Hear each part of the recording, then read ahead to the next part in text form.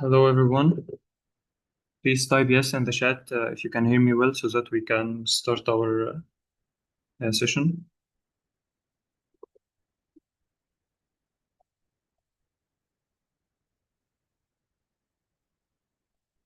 Okay, perfect. Uh, Hello, this is Adel, OPA business developer, and I'll be the moderator of today's webinar titled Unconventional Reservoirs, presented by instructor engineer Mustafa Kurtam. Engineer Mustafa is a senior reservoir engineer with more than 15 years of experience. But before we start our session, I'll just make a small presentation about OPA upcoming services and plans.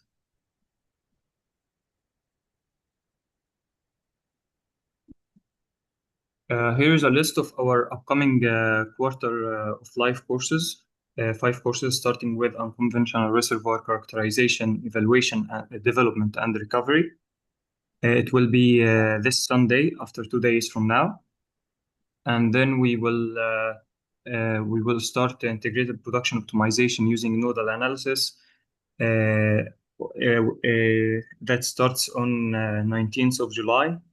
And then AI drilling starts on 2nd of August.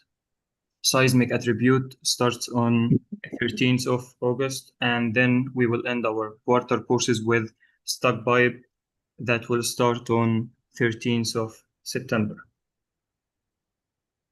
Here's a package discount on our quarter courses. You can buy 3 courses and get 2 for free, so that you will get the 5 courses with only $500.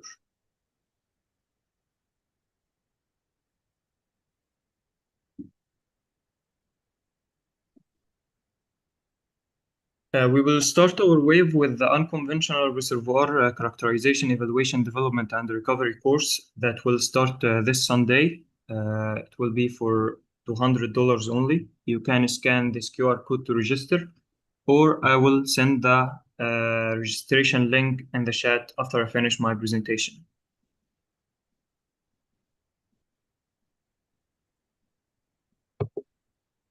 Here in OPA, we have conducted more than 50 live courses, which is now recorded and available in recording sales in different disciplines like reservoir engineering, rig and rigorous operations, production technology, G&G, and safety and data analytics. You can also scan this QR code to register.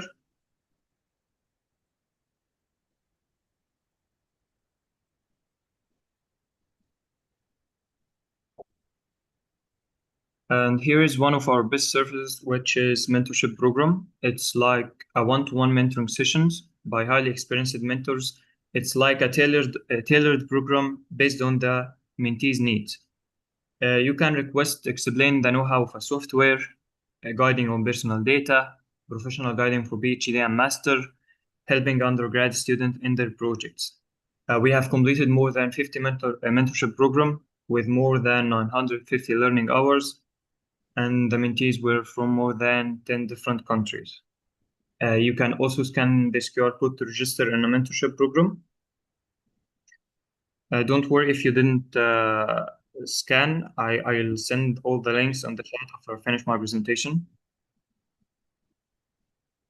So here is our website, opacourses.com, where you can access everything through it, whether you are applying for a recorded or live course, enrolling in our free webinars, applying for internship, everything you can access through our website. So make sure you pay it a visit.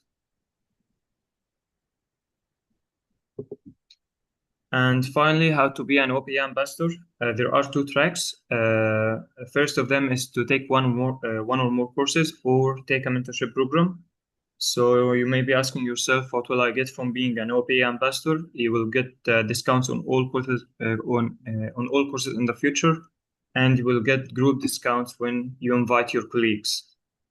Thanks for listening, and now it's time for our session. Engineer Mustafa, you can start your presentation now.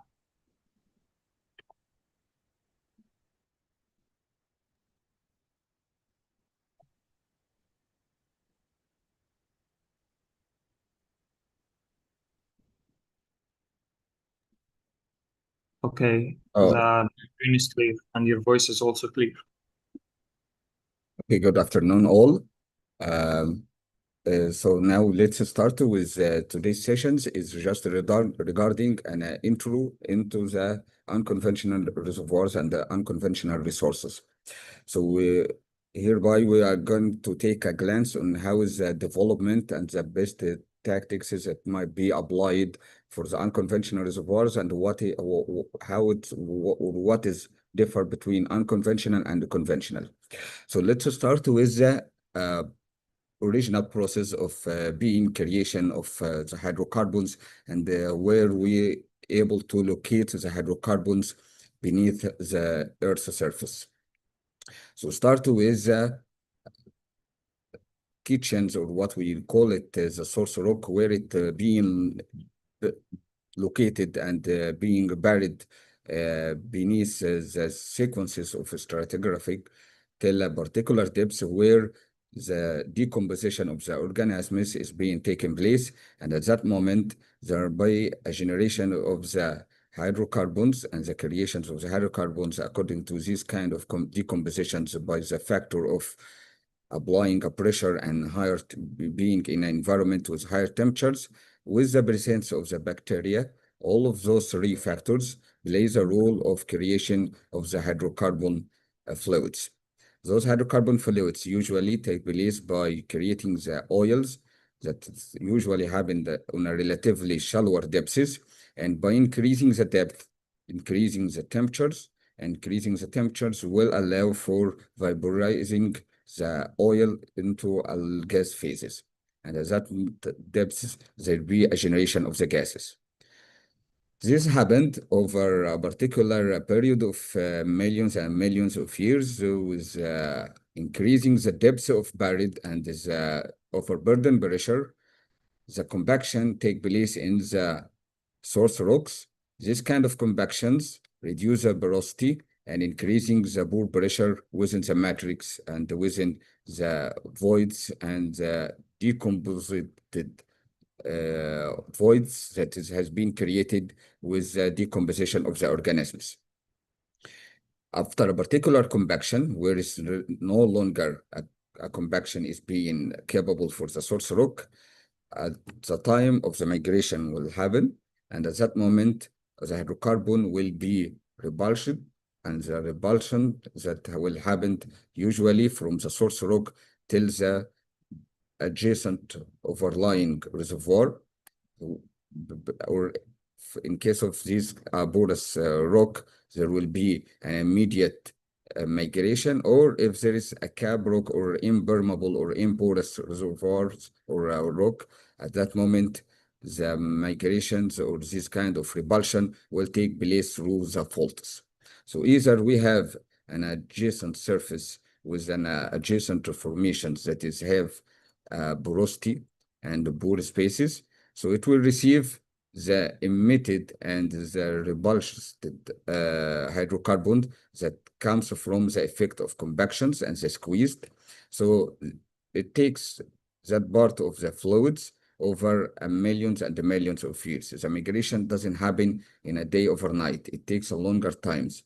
And usually it happened among ages from Miocene to late Miocene, or from Eocene to Miocene, or from the age of Jurassic to Triassic. It takes all that period. The migration is being happened as long as there is an increase of the depth of buried and the basin is accumulating sedimentary sections.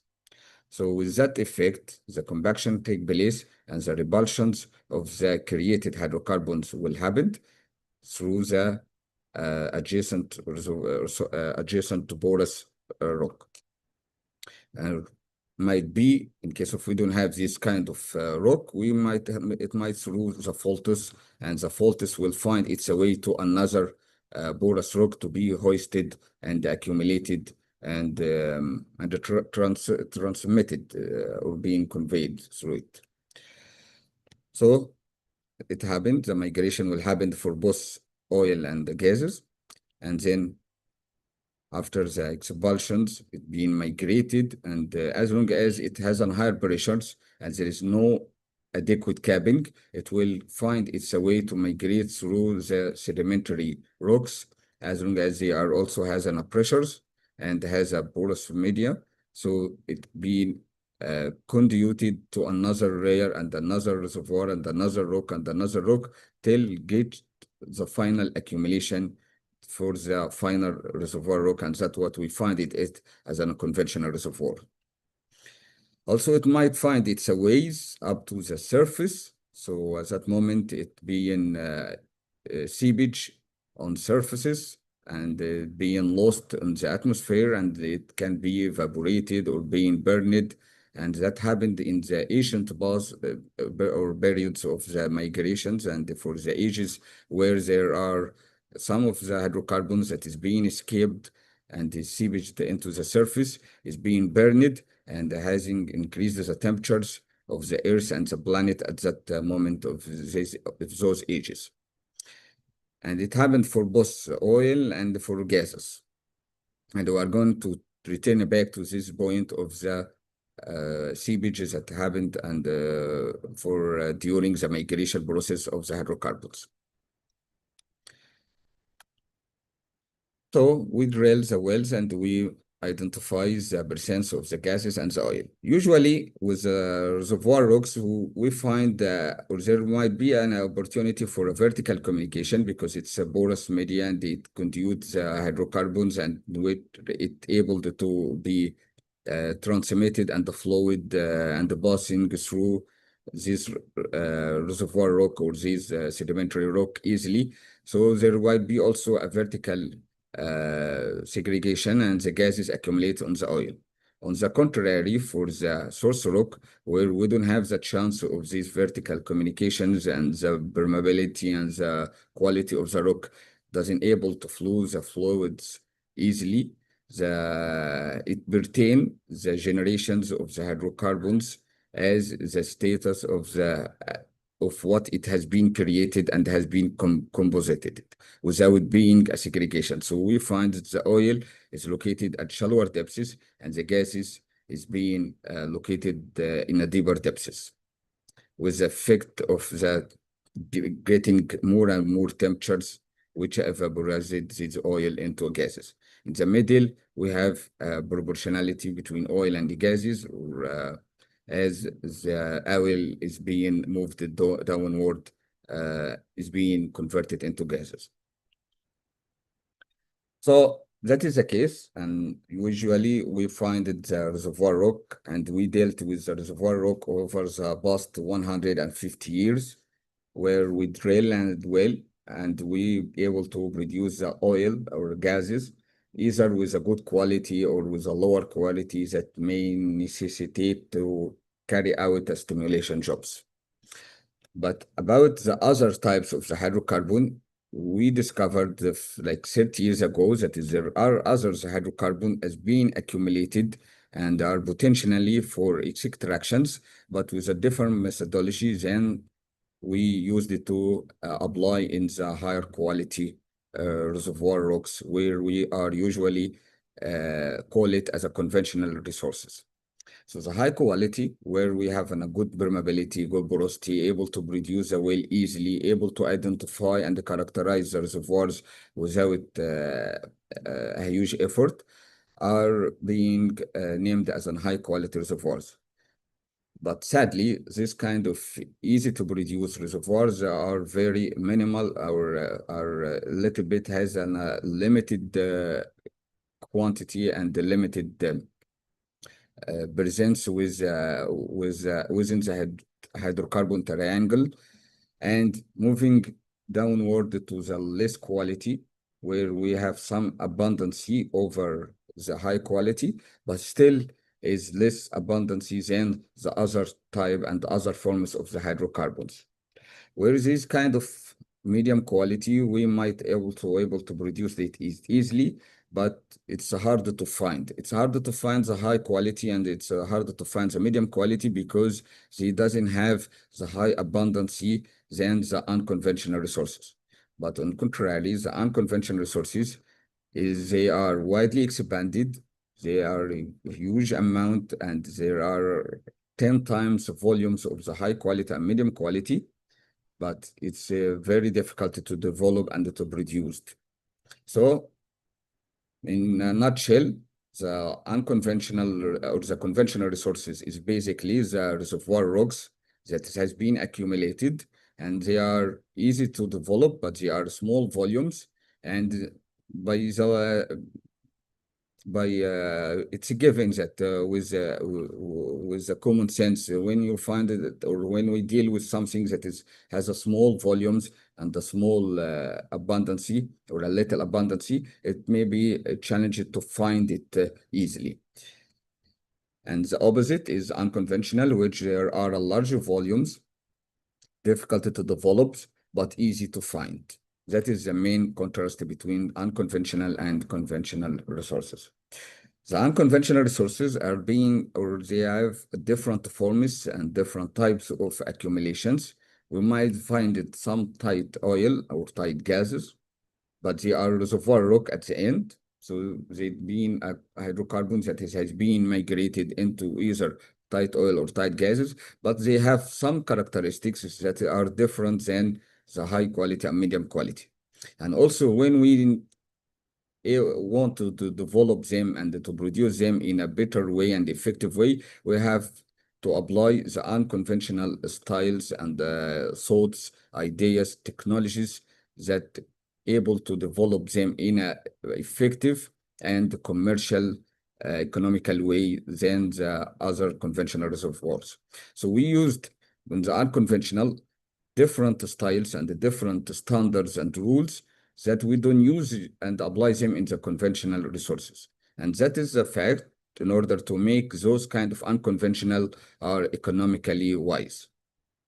So there are at the end reservoir rocks, normal reservoir rocks, but they have very poor quality that makes the normal productions or the normal applications of the conventional development are uneconomically. So we have to turn it into economical ways. We have to apply the same applications that we used for the other unconventional techniques. But here in the coal bed methane is not the normal or traditional reservoir rocks. It has a particular accumulation within the gas, the natural gas or the methane in particular, within the cool bed layers, as we will explain it later. So it has a little bit higher or greater abundancy than the natural gases that exist in the medium quality reservoirs. We have also the shale or the source rock, where we have the shale, or we develop the shale in the source rock itself. And the source rock, as we know, that is have a huge abundancy and huge. There are we would saying that the volumes of the source rocks is 10 times the reservoir rock, and that due to the fact that is usually what has been migrated from source rock into the reservoir rock, either high quality, medium quality, or light quality, just tenths of what is being existing and generated within the source rock. So just 10% is being accumulated into the tight sand, tight oil, medium quality, and high quality, and 90% is still trapped and is still not able to be migrated from the source rock into the other reservoirs. We have also a gas hydrates, and we are gonna also explain what is the meaning of the gas hydrates in the following slides. Usually, we have, as we are moving down, as we are reducing the quality and we getting a less permeability and less permeability. So we have to consider that we are gonna struggle with the development of the bottom part of these hydrocarbon or the resources triangles for the hydrocarbons. So here again, it's another way of these resources triangles, where we have the high quality and medium quality. At the end, they are conventional reservoirs, regardless the value of the permeability. Then we have a low permeability oil and tight gas. There are two types of reservoir rock. So starting from those two sections, we are reservoir rocks. They are reservoir rocks where the gases and the oil are being migrated into. Starting from here, shale gas, where we have a source rock, heavy oil, also it's or tar sand or oil shale is different than the shale oil, and we will know the differences. And the coal bed methane we explained, and the gas hydrates as well. So for the conventional reservoir, we might find in the normal sandstone, we might find it in a fractured limestone or the limestone where we have a good quality, as we said, and a good permeability.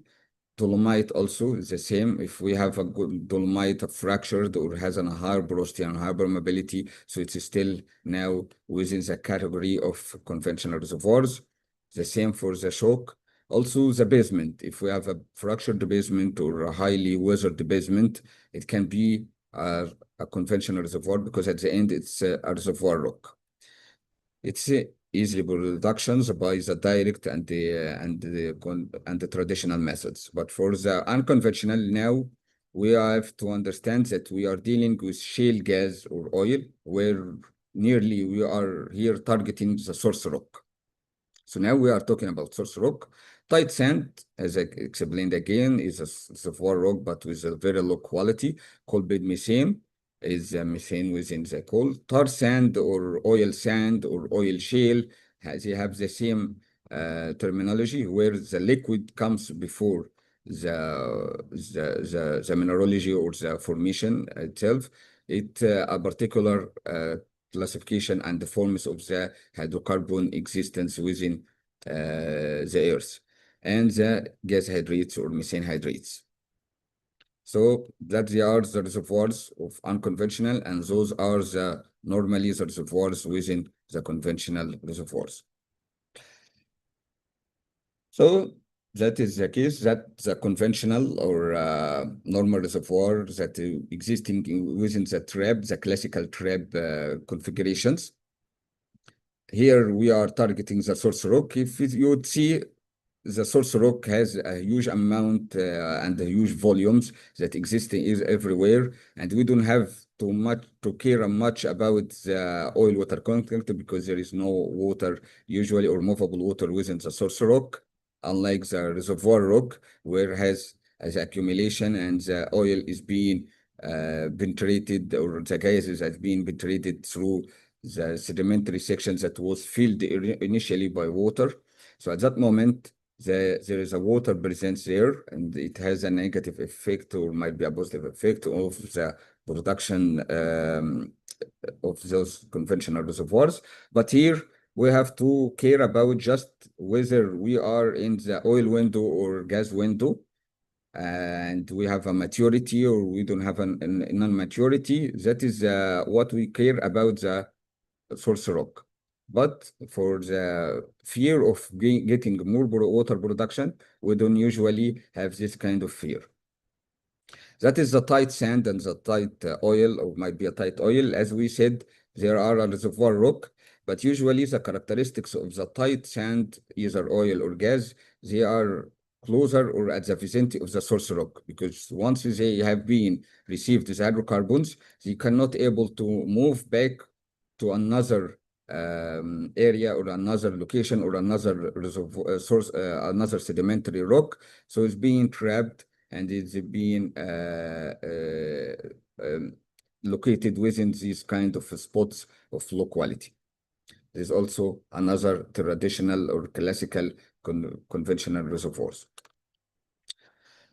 So here again, the tight sand or the tight reservoirs, we have the same concept and approach of conventional. It's because they are at the end a reservoir rock. We have seal and the tight, and there is a source rock, and usually the tight rock, either sand or oil, is very adjacent or in the juxtaposition with the source rock, where we have just a primary migration that has happened without other moving or without moving those kind of hydrocarbon from this tight rock. For the shale gas or shale oil or the source rock, let's say, we have the source and the trapping and reservoir rock within the same formations. And for coal bin methane, the same story because we have here source, trap, and reservoir rock within the cool bed methane, within the cool intervals, as we will go into explain.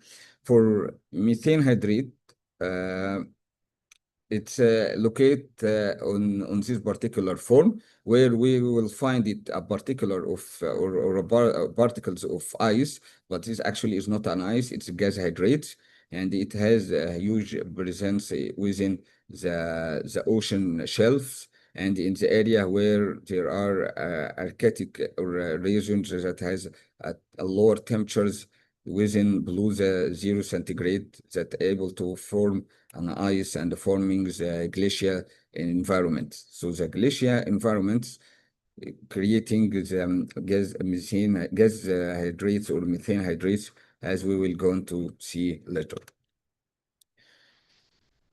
Tar sand at the end, or oil shale or oil sands, is nearly a fluid or liquid that is being escaped during the migration into the surface, and it has been mixed with grains or within the shale, if it has been or whatever the formation that is located at the surface is connected and linked with it, and then you formed the tar sand. And the tar sand at that moment has the ability to get we extract the oil from this kind of tar sand in case of you applied a particular advanced applications that is completely different than the conventional reservoirs. Usually here we have like a 40% oil liquids, oil, and 60% grains, or might be 50-50. We don't have the term of porosity, because we addressing it is how much oil and how much or how much liquid and how much sands. So the oil is become like a particles, same as or the similar to the particles of the grains, and we addressing them that a percentage. The percentage of the oil is 40%, 30%, 20%. It's not typically the terminology of porosity, because the grain and the liquid is being bounded electrostatically, so they are and with the factor of the time and temperatures, they become harder, and they have become as they are uniform, and as they are tightly connected, and they became in a uniform configurations. The same also for oil shale, but just except that what it was in the surface during the seepage, not a sand particles, it just was a shale. So they have the same concept, and the shale is being mixed and being tightly with linked with crude oil at that depths and with at surface, and it's still kept as it is on the surface, or it might be has been subjected to sedimentary cycles where depositions of another formation, younger formations, caused it being a depth of barrel for this kind of shale. So starting with the last technology, with the last application, this kind of heavy oil, as we explained, usually what happened in this particular heavy oil is during the migration, that part, some of the oil, the green arrow, find it or become caused a leaks or has been seepaged and leaked into the surface. With that factor of the time is being now linked with and attracted and wetted the green surfaces, either sand or shale. And by the time either it kept as it is on the surface and it become harder and solidified, because the gases has been escaped the ways, and what it kept is higher and heavier compounds of this crude oil, and that attached with the green surfaces. Might be it's located in a little bit shallower depths, like 300 meter, 500 meter, might be 1,000 meter, 1 kilo, but they just a recent depositional of the younger formations in the recent age. This is basically how this kind of crude oil has, or heavy oil has been created. We usually call it oil shale or tar sand, or tar shale or bitumen. Some people would address it as a bitumen. At the end, it's very heavy compound because it's only the heavier compounds and the lighter compounds and the gases has been skipped away and left this kind of huge amount of the heavier compounds attached with the grain surfaces. There are different methodology. We may either doing a mining, a surface mining, the same we are doing for the coal. We may make in situ retorting or in situ compactions and steam flooding as well.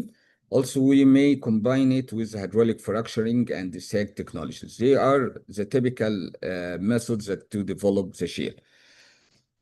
In situ retorting or in situ compactions and the thermal technologies with hydraulic fractures happened whenever we find this kind of acid and this accumulation beneath the Earth's surface. And beneath the Earth's surface, we are talking here about more than 300 meters or 1,000 foot.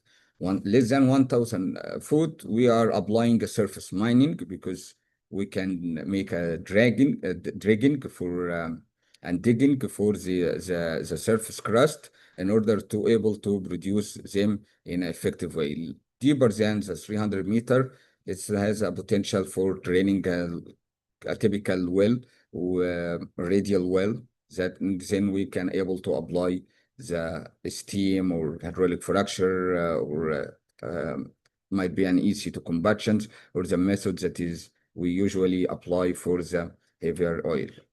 It's very similar to this technology of thermal EOR, and actually the thermal EOR is being applied usually with this kind of unconventional, but usually these characteristics differ than the thermal EOR that we apply for the conventional, because here we don't have a mobility at all without applying an aggressive heat or temperature or pressure like we used for the thermal EOR. The thermal EOR, it's at the beginning, we might able to produce them without applying a temperature or without applying hydraulic fractures. But with unconventional tar oil or heavy oil or tar sand, as we cannot able to produce because the oil in a solid state, not even a liquid.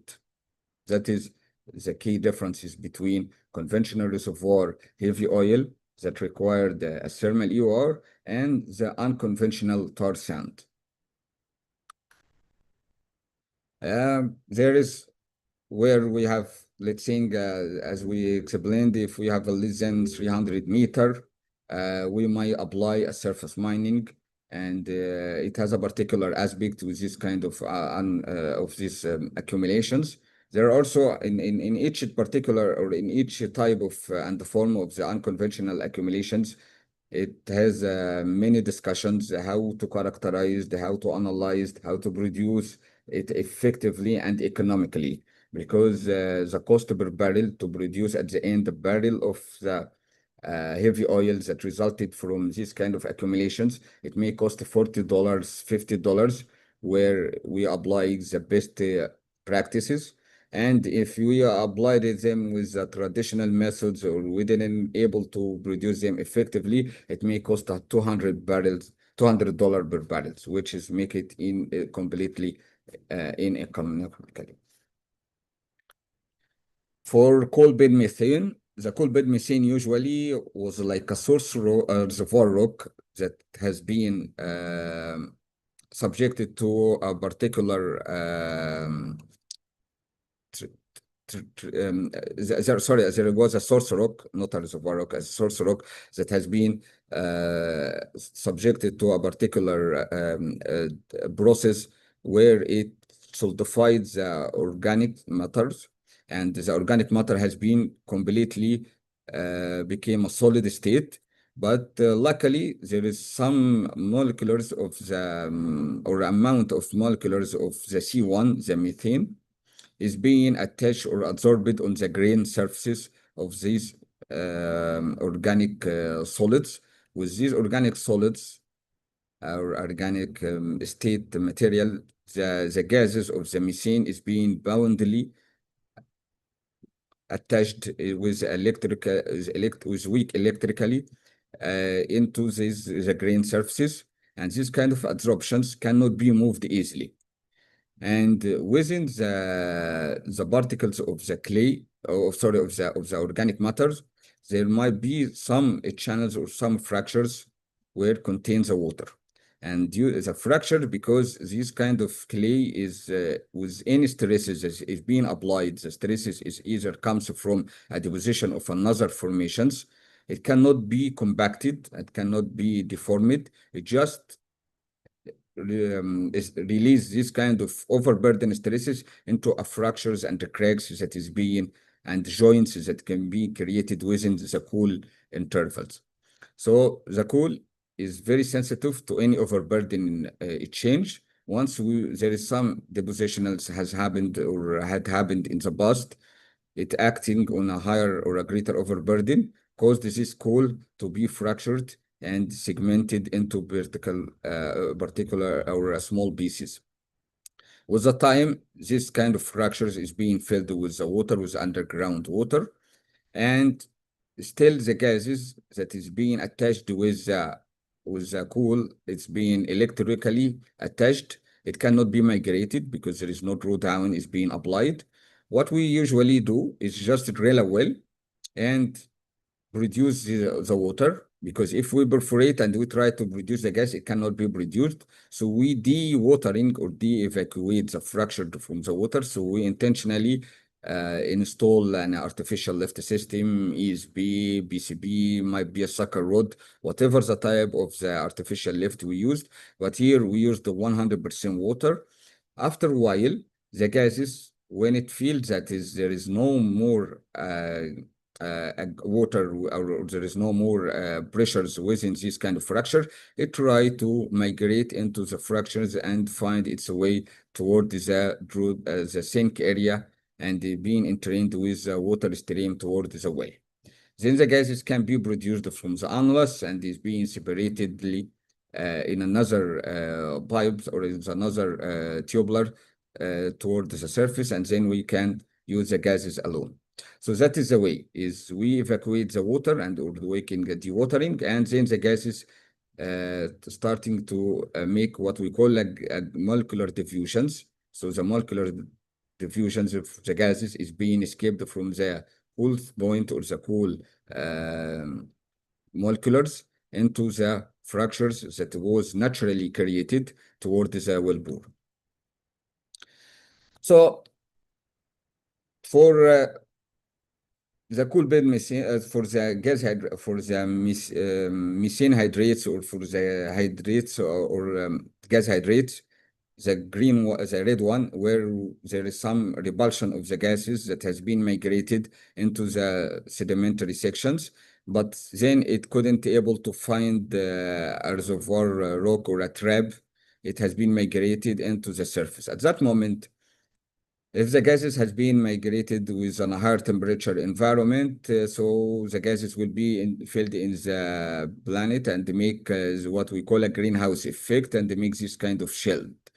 The greenhouse gases is methane and CO2, CO, and so on. But in case of the gases find that it's a way within the deep water environment on the the shelf of between the continental in the Atlantic Ocean, Pacific Ocean, or whatever, we have a higher or lower temperature environment, the gas immediately formed in a gas hydrates. Once it find a lower temperature with the presence of water, it became gas hydrate immediately.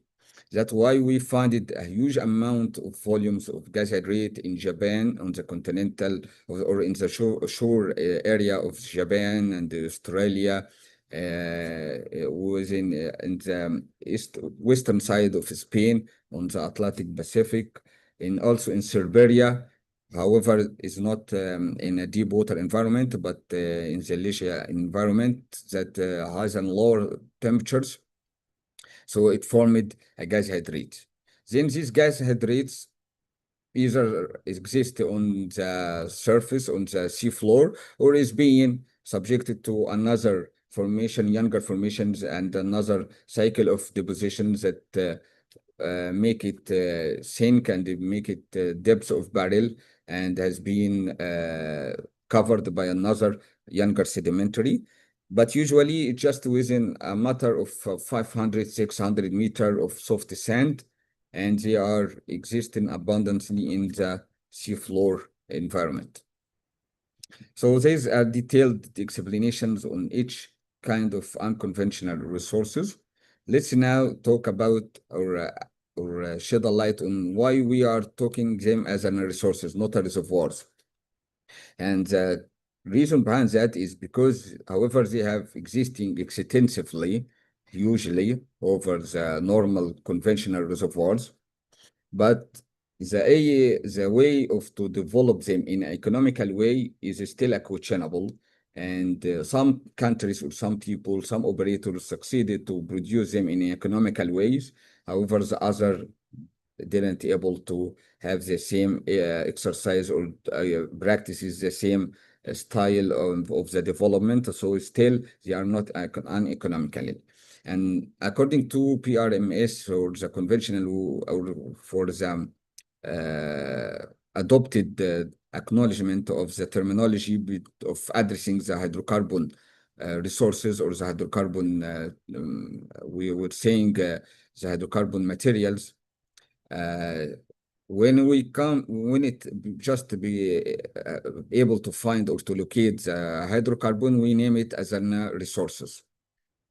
Then we move it from resources either prospective, just if you identify them without a drilling. If you drill the well and you applied and you investigate and examine this kind of prospective resources, so at that moment you convert it into a contingent resources. Once you identify by the log and the perforate and the test and see it on your eyes, the hydrocarbon is flowed at the surface, it become now a reservoirs, and we can address it as a reservoir. Before getting this kind of oil at the surface, you after draining the well, is still in the terminology of resources. The unconventional, all of them is still on resources or in the resources category, because we didn't able to find them and to produce them, and we don't have the technologies to produce them in an economical way for all countries and for all operators, because they have a huge diversity, and we couldn't, and many people failed to produce them economically. So still they cannot book them at an reserves, but they can publish and announce as a resources. Again, the resources, the reserves just only achieved or meet the terminology of reserves, unless we are, or after we get the resources into, or revert the resources into a plan and into economical producible amount of the hydrocarbon to make a commerciality of them. That is a stage where we separate between between contingent resources to reserves.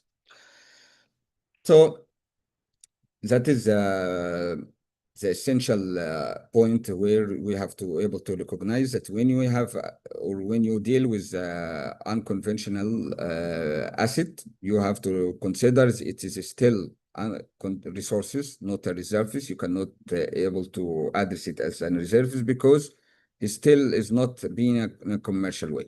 Another point, regardless the commerciality, the unconventional itself has we cannot able to have a uniform development or a uniform productivity for a well, because it differs from a well to another depending on many factors.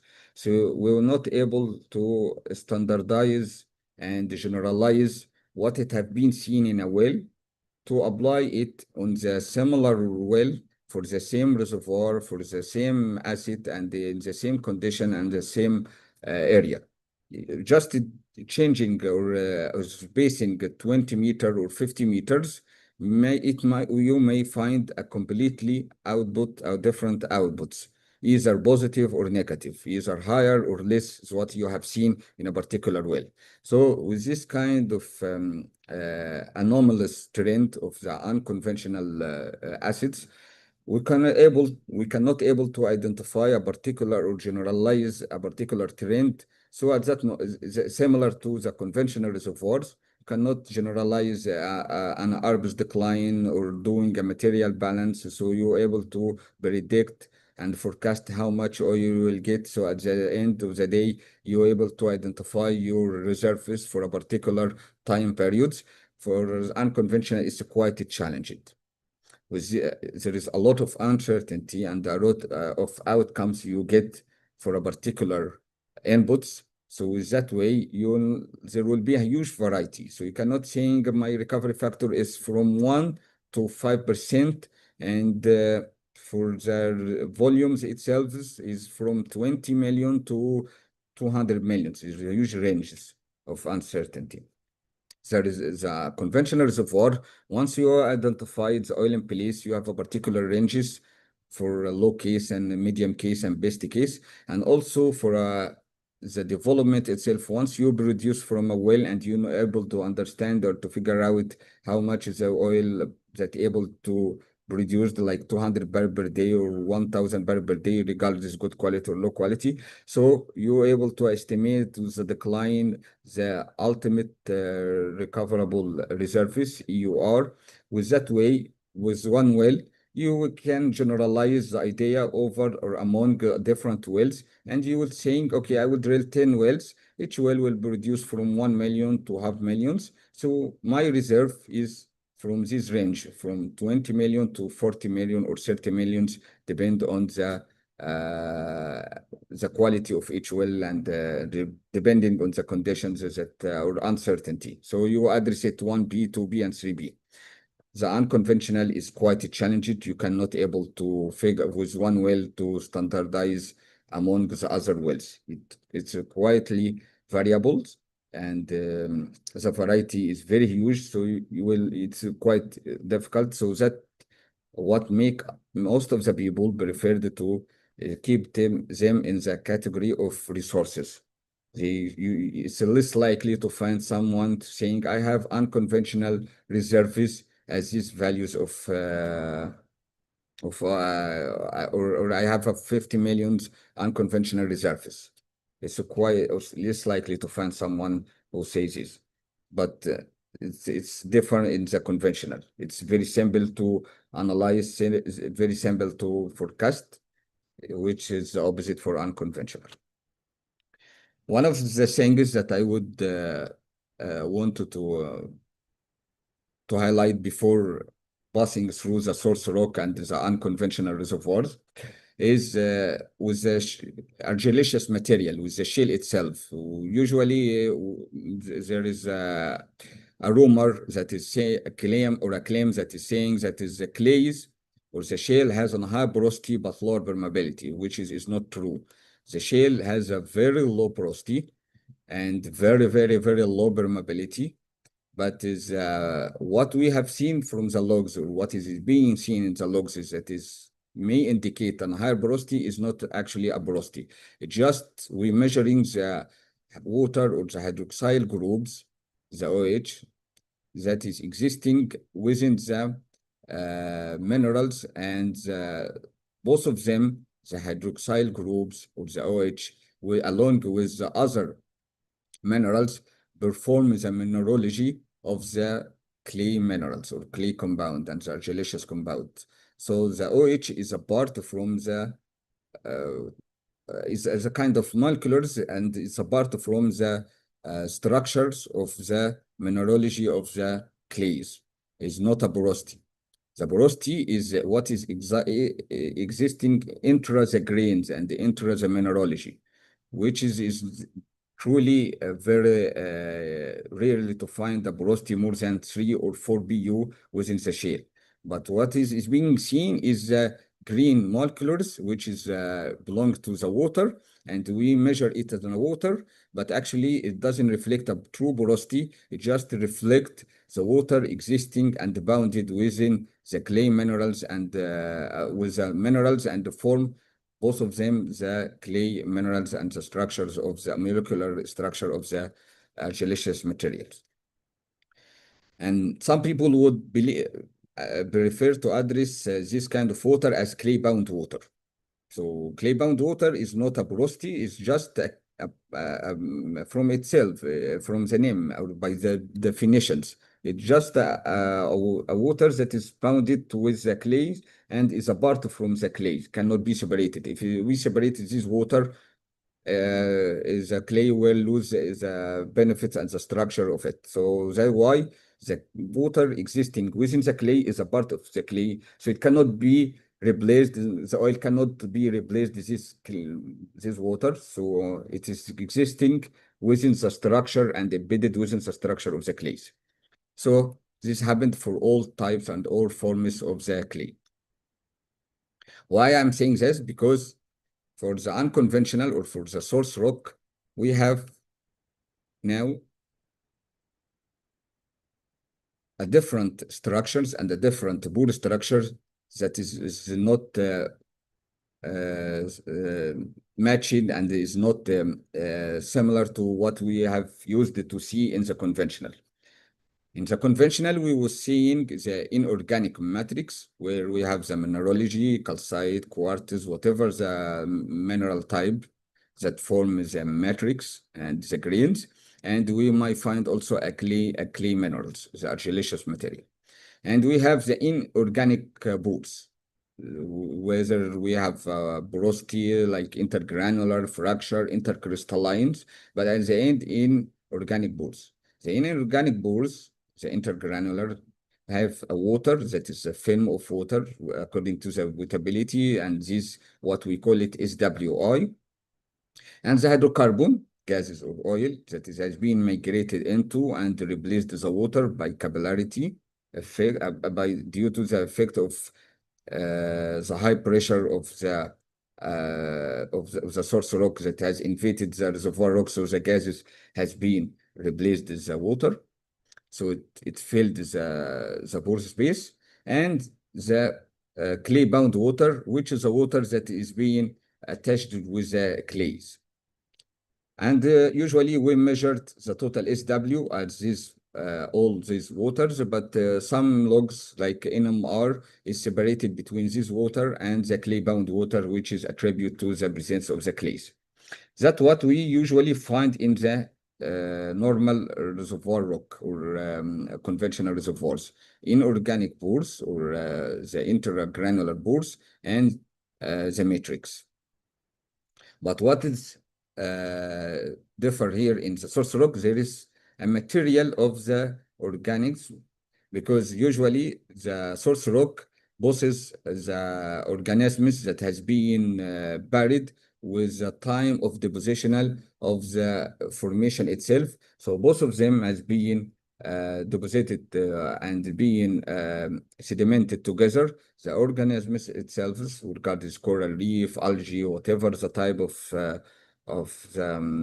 organisms that is being or that possesses the hydrocarbons or possesses the carbon, the raw material for the hydrocarbons, with the sedimentary reservoir or the sedimentary rock that the sedimentary rock that is being deposited, both of them sedimentary with the organisms form the source rock.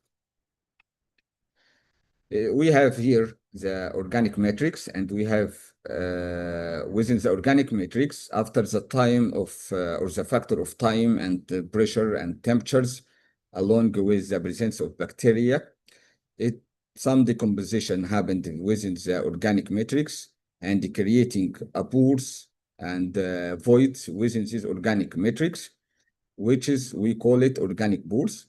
So there are voids there, and it's filled with the hydrocarbon gases or water. Some of them are free, locating within these kind of pores, and some of them is being absorbed, like the cool bed methane that we explained earlier, is being absorbed and attached electrically with on the surface of the grain matrix. So that is the case of the source rock. For So the porosity here, we have a different, so the porosity, it might be intergranular porosity, might be fractured porosity, and we usually see within the source rock because it has very low porosity, as we saying, it's subjected to a huge convections.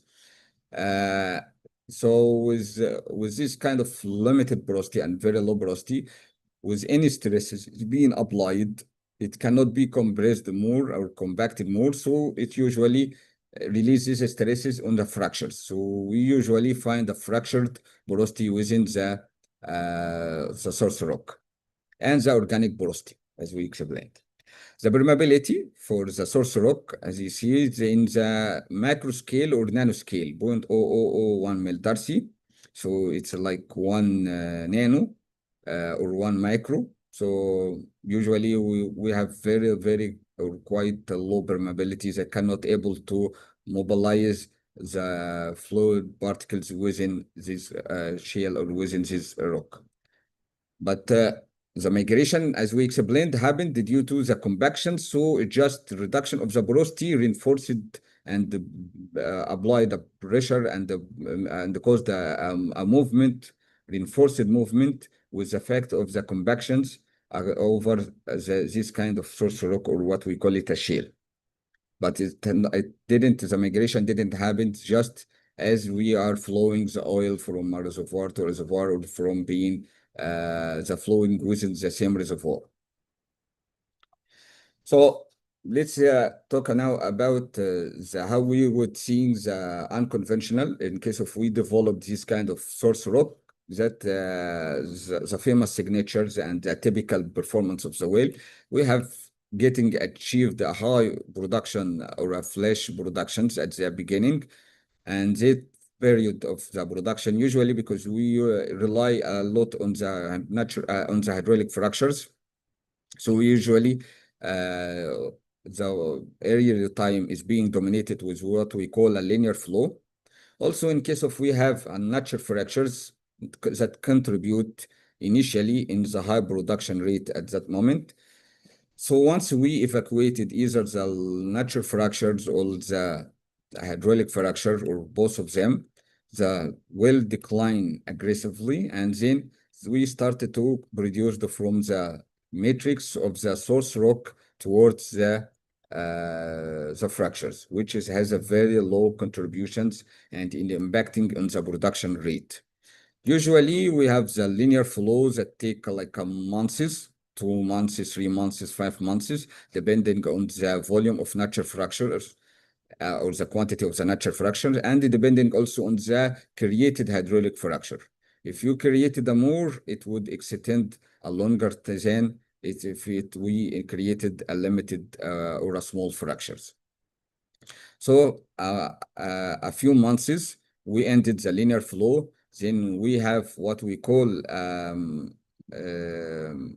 the transition zones. Then we get the stimulated volume trend, where we get the some of the cracks that is being developed around the created fractures is contributing into the productions.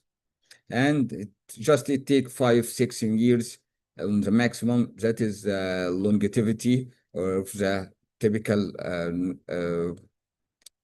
well that is being developed and fractured and stimulated from a source rock. So just to make a comparison again, this session is just I'm trying to refocus on the conventional and unconventional without digging or diving deeper into the way how to develop and so on. We might also carry out another sessions on this part. But for the conventional reservoirs, it's just a localized structure map, but here is a continuous because just it pertain within the deposit itself. But again, we have to take care about whether we are in the oil window or gas window or within the condition, or we meet the pressure and temperature that enable to the decomposition happened and the generation of the hydrocarbon is take place or not. It's external hydrocarbon sources because it comes from another reservoir or from another formation into that formation. So it is being migrated into the reservoir.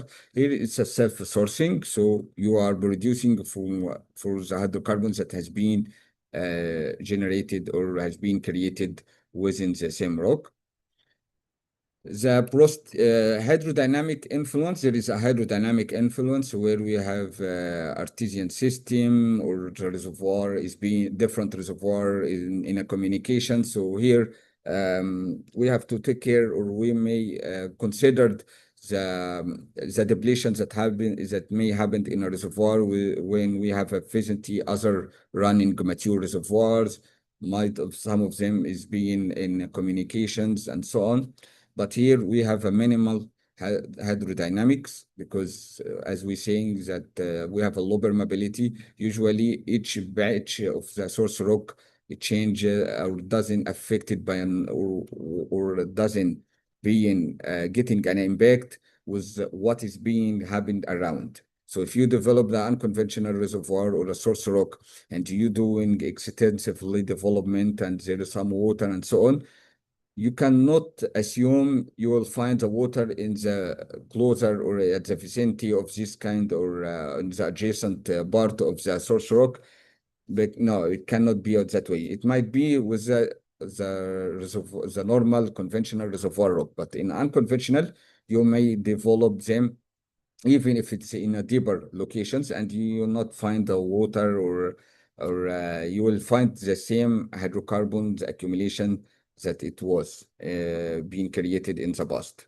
So that is a benefit of the source rock, is independent in what it happened around.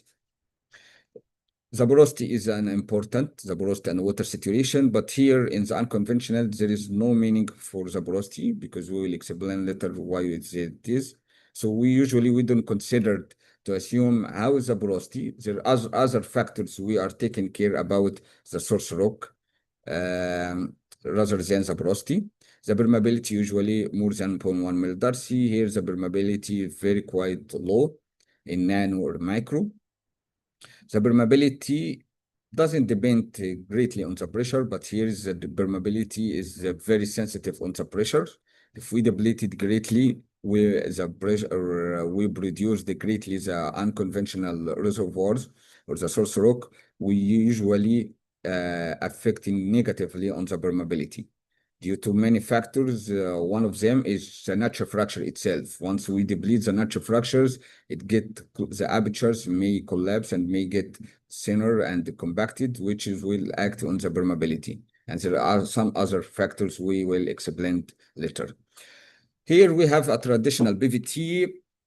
So we have a one uniform PVT, either a single or compositional, but here we have a complex PVT, and we will explain it because the idea is when we deal with the source rock, the hydrocarbons there is not have a uniform composition. The composition is changing from a depth to a depth and from part to part, depending on many factors.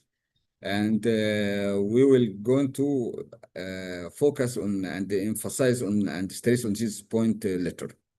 Minimum extraction effort is very clear as due to we have higher permeability, we have significant extraction. Here we have a significant production history. It can last for many years, tens of years, might be even 100 years. Till you get the highest recovery factor.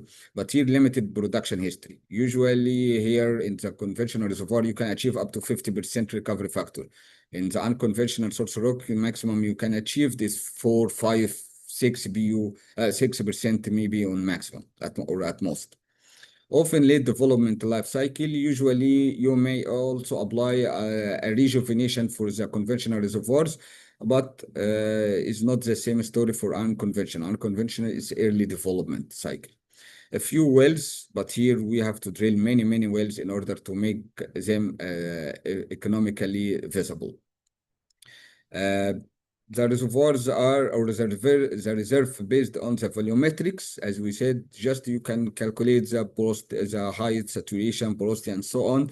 You may able to generate the stoic or the gas in place, and then you can apply some tactics in order to predict the expected reserves on a particular development strategy. Here, even if you apply a particular development strategy and you know what you will do exactly, still you cannot able to predict it because the performance of the well is unpredictable. So you use it as an analysis. After you finish a particular field and get consumed and exhaust all the movable hydrocarbons that can be extracted, at that moment you see how much you extracted and how volumes, then you apply the same for your new wells. You may assess entire prospect before drilling. No, here you have to drill and even to produce. Here, boundary dominated flow take months.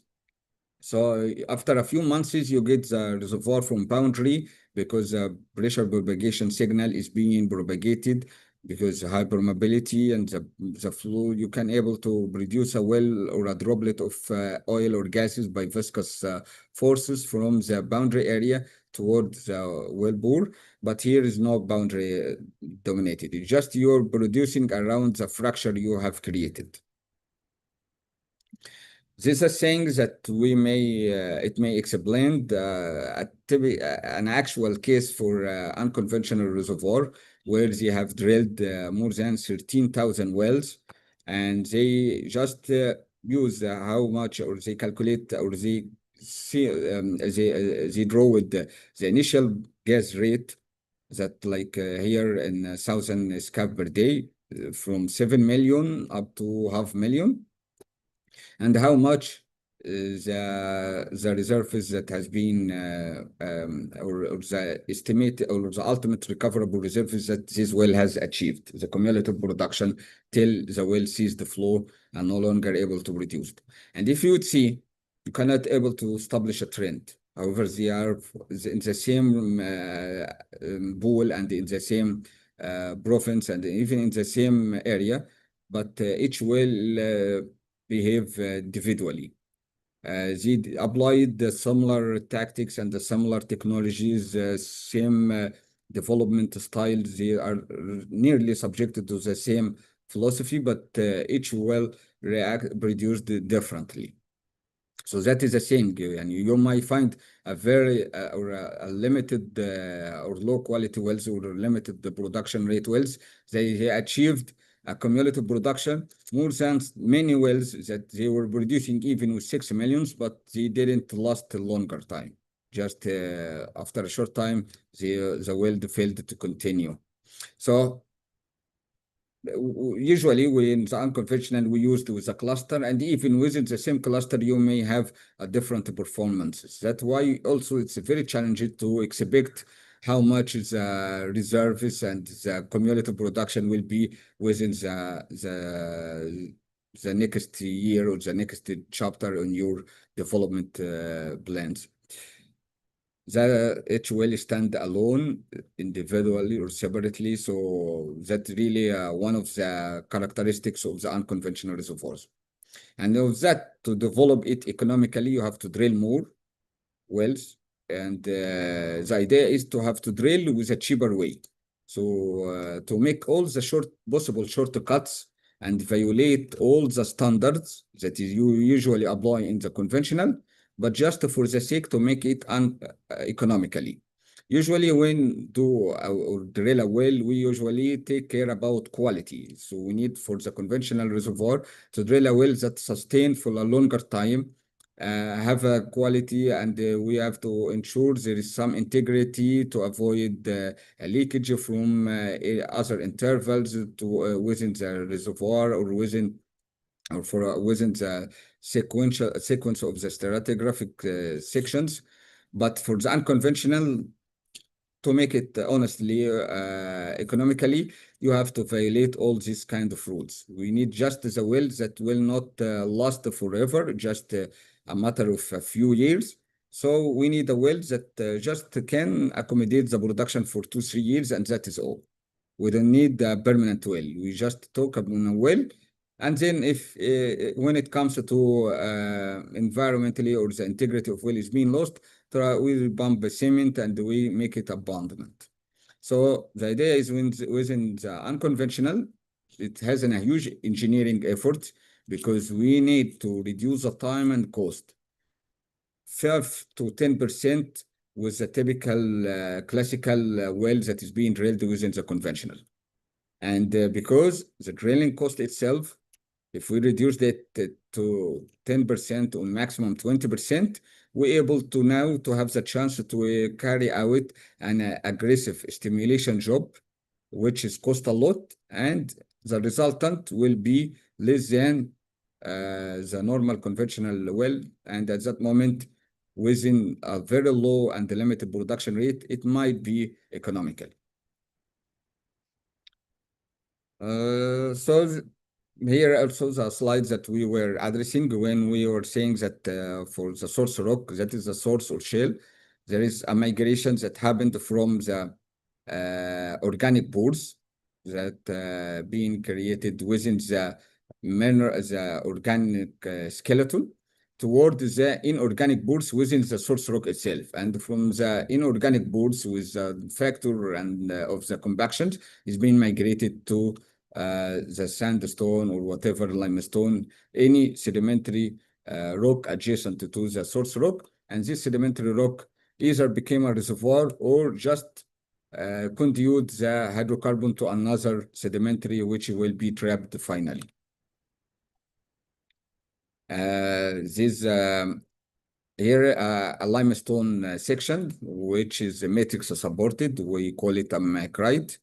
And these are organisms, this is organic matter here, which is deposited during the deposition of this sedimentary rock, now became a source because organic plus sedimentary or plus mineralogy or rock. And by the time it has been decomposed and created these voids and pores, these pores filled with the hydrocarbon that has been decomposed with the factor of temperatures and the pressure, and then is being migrated toward the porosity. Here we have intercrystalline porosity, some porosity within these macrites, so it being migrated toward this porosity. So we have two porosity system, porosity within the matrix or within the inorganic part or inorganic minerals and within the organic minerals. It might also be a fractures. So, but anyway, the inorganic matter deliver the volumes toward the organic matter delivered to inorganic porous system. And our target is to tap what is inside both of them, inside the organic and inorganic, because they are still now, we have 90% of the generated hydrocarbon still trapped within those tiny small pores with very low permeability. And that is the source rock configuration and what we call here oil window and gas window. Here is immature oil. That is the volume of hydrocarbon. Whenever we have organic matters, some of them immature, and some of them are gases, and some oil, and some in corrosion state. So with the depths, the amount of immature become less and less and less, and some of them being converted into an oil, and some of them is being converted into a gases with the higher temperatures that it face. So when we drill a well for a particular interval, like here, if we have a source rock and that depth is like 11,000, if we completed it, we mostly get an oil. This oil kept still as it is oil. It doesn't have a gases. There is no gas in solutions. And we produce this amount of gases, and the GOR is that amount of gases with this amount of oil.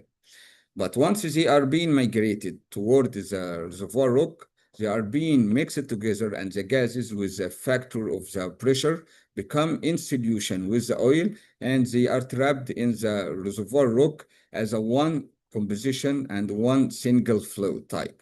But within the reservoir rock, they are completely different. They are coexisting with each other with a different proportionality according to the depths. The area where it's in a shallower one, you may get an oil. When you drill in a deeper environment or in a deeper depths for the source rock, and you locate them, you will get much gases than the oil. Then if you drill the more in a deeper and deeper environment, you will get 100% nearly a gas, not oil. That's why I addressed, or the unconventional reservoir or the source rock, the production is being addressed as a complicated and complex PVT, because we don't have a uniformity. They are you as if you have a different compositions. In each depth, you have a change in the oil proportionality and in the gas proportionality. You don't have a one single compositions and one single flow type. But what happened if they have been migrated out of this source rock? They are being mixed together. Some of them is being flowed and is being migrated toward and trapped in a particular trap, and the gas become in solution with the oil. Some of them is being trapped, or some part is being trapped in another trap, and some in another trap. So that they have different compositions, those all reservoirs or traps, but they have been originated from these mixtures of the compositions. So we analyze the percent of some of organic oil and gases and apply the same analysis and the same composition we're trying to identify in the other reservoirs. Then we link these reservoirs to this kind of source rock. So that is the story with the petroleum, with the oil window and with the maturation concept of the source rock. Usually, when we deal with the source rock, one of the factors that we need to identify is the reflectance or reflectability, filtrant reflectability. The filtrant reflectability is we usually get the cuttings of the or the core sample from the source rock, and we crush it to a very tiny mesh size, become very, very small grains, and we grind it to this small form of the fines, and then we subjected it into a particular light with a particular wavelength, and we magnify it. Then we see the reflectance. If the light that is being spotted into these kind of grains, small grains of the source rock, is being reflected completely, it means we are dealing with a solid state, that high reflectance. And the high reflectance is the 4, that is the maximum value. And in case of it has been absorbed, or this kind of organisms is being absorbed the all light, so we have 0 reflectance. And it become like a jam or in a liquid form. Actually, it's not a liquid, but it's a kind of soft form of the organisms. So when we need to investigate and examine the potentiality of this source rock, we need a high reflectance, or we need to make the hydrocarbon soft or high. Actually, we don't need the soft formation or the soft reflectance or the soft organisms is not a good, it indicating immature. And the high reflectance, it indicates that over matured. It become like a solid state. It's similar to the coal. So it cannot be produced because it's become a solid. It can be expressed as an grain. And that's why we saw it, or we considered it as a type of the inorganic solid. So when we find it within the reflectance is from or 0 to 0.5 is still in immature. It's like jam or soft formations or slime. More than 0.5 up to 1 or 1.2 is within the oil window. There are some of this kind of immature or from this hydrocarbon has been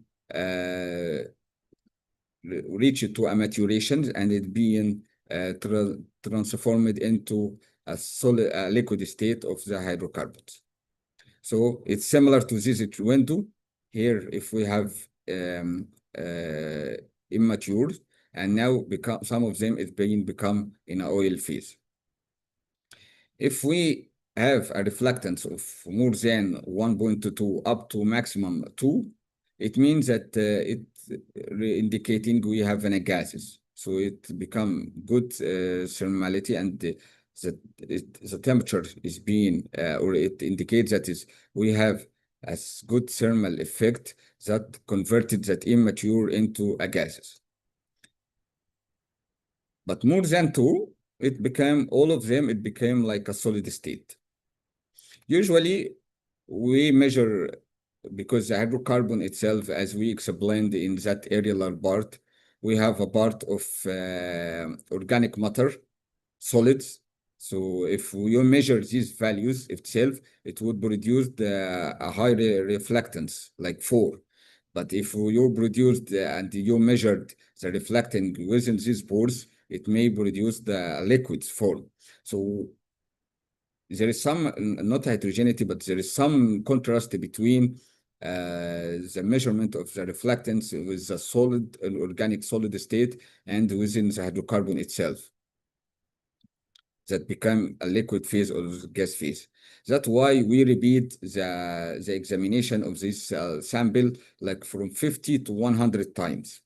So we measure and we record the record of the reflectance, the RO. Saying we measured it first time, we get this value of 1. So we repeat it again by changing the amount or the directions of the light, and changing the sample, trying to redistribute the grains again, and trying to steer them. They are in a solid form, crashing form, but we're trying to shake it a little bit just to try to make the light exposed to all particles existing within these samples. So we measure it 50 time or 100, from 50 to 100 time. And then we record this data and the measurements, and we plot this histogram. So this histogram represents how much is the RO. Some of them, because the first light were nearly measured as a liquid, more liquid. Some of them just were targeting more solids. But the majority here, we able to get a fair examinations of getting the reflectance has been exposed to both the solid matter of the solid state of the organic matter and the liquid state of the organic matter. So we get either you have to get the mode value, the average, arithmetic average one, or the mode value, the highest frequency. So here is 12 times, we're recording 1.6. So you may, it's accepted to consider your RO is 1.6. So if you have a source rock and you measured in a particular depth 1.6, there also you have to believe that you have in the oil window, and you have an potentially production of oil if you complete it and develop it in the way that we develop the unconventional reservoir resources. That's what we call RO. So recap again on the previous 2 charts. The organic matter usually under pressure, and they are soft material. Like the soft material, like algae, coral reef, and so on, under pressure and temperature, they became mineral. So this mineral is a way, or the form where it just kept the carbon and hydrogen, meaning that there is, as you know, that the body of the human consists 70% of it is in a water form, and the other, we have other minerals like calcium in the bones, magnesium. All of these constitute the human body. The same for the organisms, or for example, if you consider the coral reefs, there is a water within the compositions of the or the form of the compositions of the coral reefs. So all the other minerals that is being dissolved with the water is being removed, and what is kept from mineral is the kerosene, where just we have carbon and hydrogen, and might be oxygen. There are some other minerals that may exist like nickel, uranium, some phosphor, cabrit, all of them may exist, but with a little amount. They are all formed as a kerosene. So the kerosene is the last form after the expulsion or the exclusion from other minerals and the water that were forming the body of the organisms. Then this kerosene, after the effect of pressure and temperatures, it became vitrinite or vitrinite. So we measure here the reflectance. If we have type 1 or 2 from 0.5 to 1.2, we have an oil producers. If we have type 3, which we from 1.2 up to 2, we have a gas producer. If we have type 4, where we have a reflectance over 2, it means that it cannot be produced a liquid at all. All of those types, we form a total organic carbon. What does mean total organic carbon or TOC? The TOC is one of the characteristics that we address the reservoir rock and the quality of the reservoir rock. So the TOC is total organic carbon, is how much the weight of them in the kerosene. We know that we have a particular amount of kerogens within the system. With this kerosene, how much of them organic carbons or the carbons that resulted from the organic matters. The measurement of the TOC, there are many measurements. It can be measured in the lab and from the log. The same we used to generate the porosity. And usually you can consider the TOC is a similar way we handle the porosity in the conventional reservoir. For the conventional reservoir, if you have a porosity from 0 to 0.5, it's very poor porosity. But here in the same here for the TOC for source rock from 0 to 0.5, it's very poor. For fair is from 0.5 to 1 TOC, and good from 1 to 2. Very good, 2 to 4. Above 4 is excellent. The maximum TOC that has been measured is like 13 or 12. So we can say that the range of the TOC from 0 to 12. Usually that we may conclude today's. Maybe we can arrange another sections to see or another sessions to see the other sections of how to measure the TOC and how we can calculate the thermal maturity, and also what is the best practice that we usually use for the unconventional reservoirs, especially the source rock. And also we can manage another third sessions for the particular development of gas hydrates and coal bed methanes, and how we can characterize and what is the best practices and the methodology to develop this kind of reservoirs. I would prefer to end at that moment and leave the other sections in other two sessions. And I'm very eager to hear your questions about what we have discussed in the past hours. Thank you, Engineer Mustafa, for this fruitful session. We will now be able to receive attendees' question. Please, if you have any question, write it on the chat box or just raise your hand and I will enable the mic for you. So we are waiting for your questions.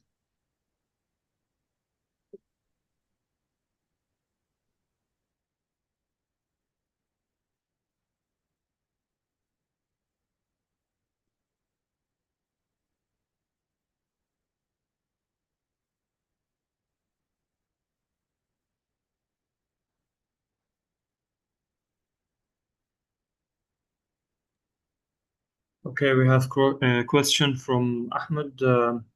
He's asking if there is any unconventional projects in Egypt under development now. Actually, the unconventional projects, as we say, you have to understand what is the kind of form of the unconventional type or accumulation that you may address. So in Egypt, we are focused on the source rock, the type of source rock, either shale gas or shale oil. Yes, we have in in the Western Desert some effort regarding some formations where there are source rock in Abu Rawash F formations. And in Khatatba, there was an initiative from an operator in Khatatba formations where there was a shale gas reservoir or a source rock in a gas bearing source rock. And Abu Rawash F was an gas oil reservoir. In Gulf of Suez, there is also initiatives for producing from Dawi formation, where is also a source rock for an oil. There was an initiatives like 2, 3 wells in each reservoir in Abu Rawash F for shale oil and in Dawi formation for shale oil as well. But for Khatatba was just one single case for gas reservoirs that has been treated with with hydraulic fractures, and it didn't continue because just there was a trial way. But the other types of reservoirs where we are targeting the shale oil, there's some attentions to develop them in a long-term development strategy. But Khatatba was like a test. That is mainly the projects for the unconventional. Just we are tapping the source rock. However, there is some field in Gulf of Suez area also at heavy oil, but actually it's a reservoir rock, not unconventional rock, but it's being developed on the basis that is similar to the heavy oil development in Asran field. But at the end, it's not unconventional reservoirs, it's conventional reservoirs. But if we need to hold how is the ways to and the methodology to develop this kind of reservoirs and the activities, it's similar to Asran field. Is being applied similar to what is being developed for the shale, for oil shale or tar sand.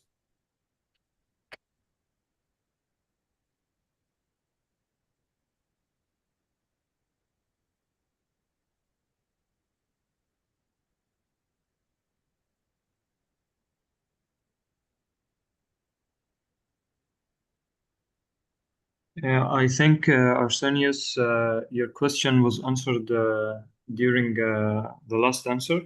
So we have a question from Engineer Ahmed. Any specific requirements for artificial lift for unconventionals? No, usually the unconventional, it depends only also on the type of unconventional. As I explained, there is a triangle that has 5 to 6 forms of the unconventional. So saying unconventional is a wide terminology that contains different types and styles of accumulations and different forms of resources and hydrocarbon reserves that you should not think unconventional and leave the word as it is. You have to address the type of unconventional. Coal bin methane, source rock, shale gas, shale oil, oil shale. So each one of them has a particular artificial lift that may be used. Some of them cannot be produced unless you do it in a natural way or a natural production only. So if you address the source rock that just I have explained, no, there is no specification for the source rock. However, the well sustainability doesn't continue longer time, especially for the oil. So you cannot produce naturally flow. Just will be a couple of days, and then the well will be says the flow. So you have to consider an artificial lift. But usually, since we are applying aggressive stimulation using a proband with higher amount and hydraulic fracturing that used a huge amount of water and the proband. So you have to consider your artificial lift able to manage the higher water production rate at the beginning and also there might be the probant that might be flowed into your system. So the gas lift will not be effective because it cannot manage a huge amount of water because due to the hydraulic fracture you created. And small ESP will also be susceptible for plugging. So either to consider the huge size of ESP or ESP and you can apply some tactics that to avoid the sands to or the probe to enter the ESP. But definitely the gas lift cannot be used especially with a huge amount of water is used with the unconventional reservoir in the type of the source rock.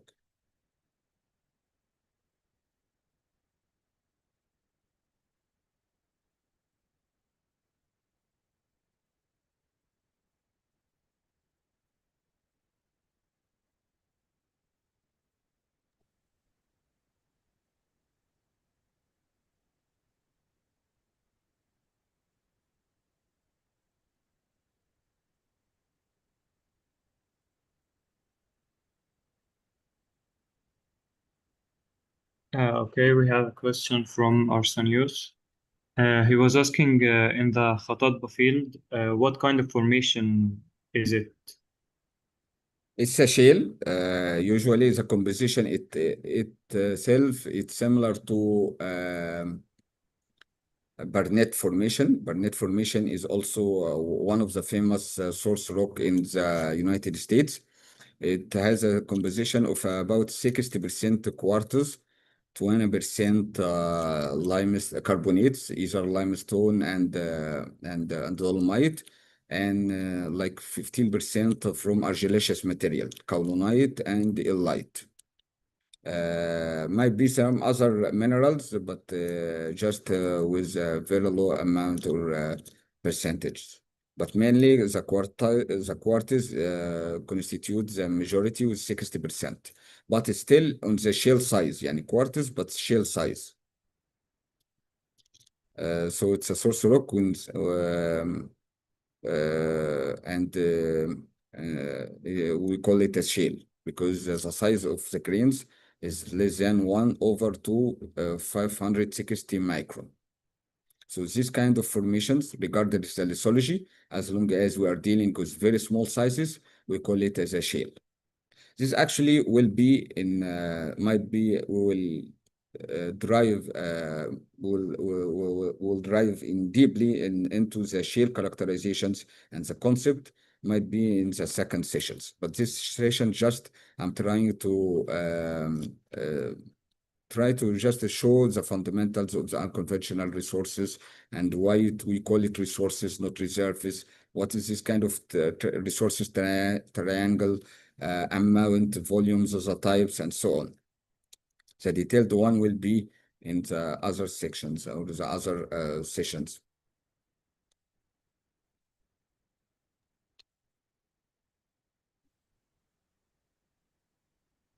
We have a question from John Mahmoud.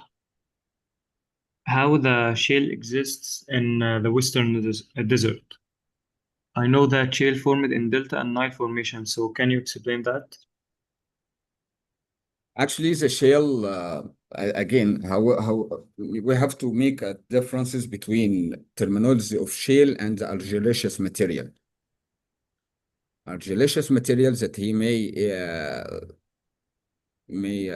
address it just as those kind of mineralogies, light, kaolinite, semictite, colurolite, montomorlanite, and so on.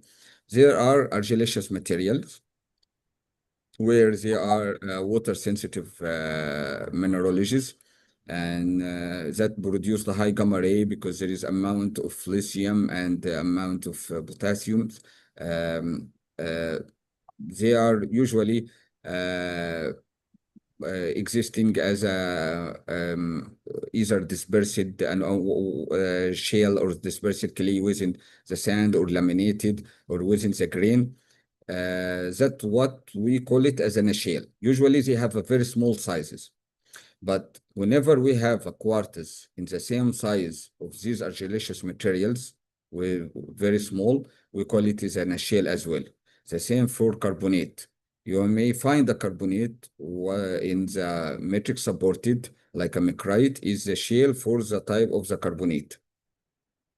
There will be another, يعني in the next sessions, maybe I will prepare the materials and I will shed light and will stress on those terminology and I will explain them effectively. But if you search and if you try to master how we would differentiate between shale and argillaceous material, you will find a big differences among them. Okay, the last three questions. One from Engineer Muhammad. What kind of reservoir produced for long period of time? Is it the conventional or unconventional wells? We said that here we have a significant production history. What the conventional reservoir, I said you drill the well and we aim to make it a permanent well that can last for 10 years, 20 years, 30 years. You make it in a telescopic way, many casing settings that you will do in order to increase the strength of the well itself to make it live many times also or many years and able to withstand the production cycles, production, injection, and so on. On the contrary, the unconventional reservoir because we don't have a longer time and it die and become non-commerciality because usually we produced from a from a limited space near the well bore.